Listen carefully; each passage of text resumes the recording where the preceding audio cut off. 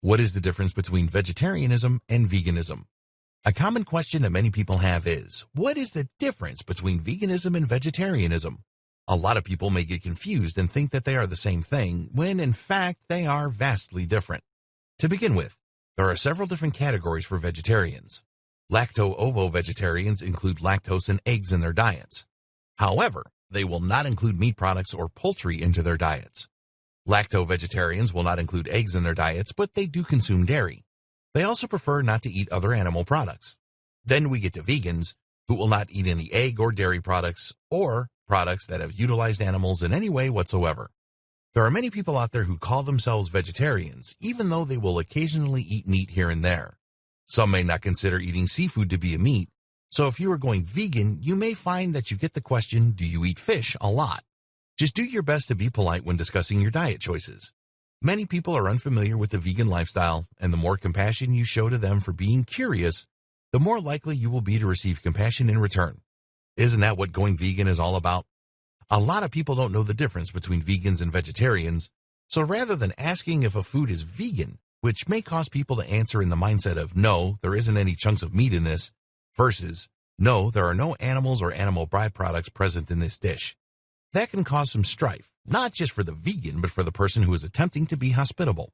Sometimes it's just easier to say that while you appreciate the good intentions, you're going to be providing your own foods at certain social gatherings or events.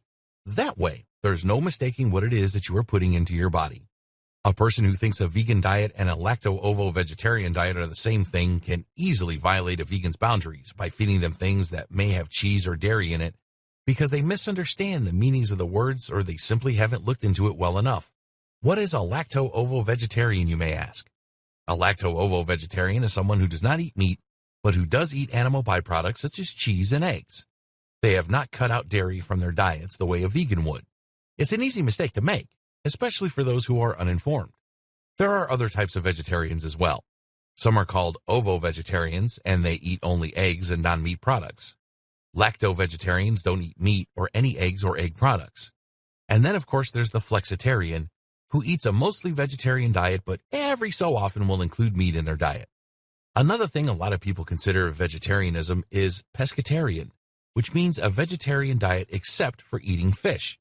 This is probably why a lot of people think that being vegan or vegetarian can mean that you still include fish in your diet. So, this may be a question you get a lot once you have adopted a vegan lifestyle. There's no shame in any way you choose to live your life or the diet that works best for you and your body's specific needs. It is important not to shame others for the way they live their lives, especially if you want to begin to create a more tolerant world that is accepting of the ideologies veganism often stands for.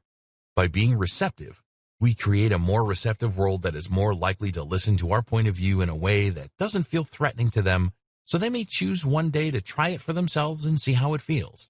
Even just a single meatless Monday can be a huge step in helping to eliminate needless suffering in animals.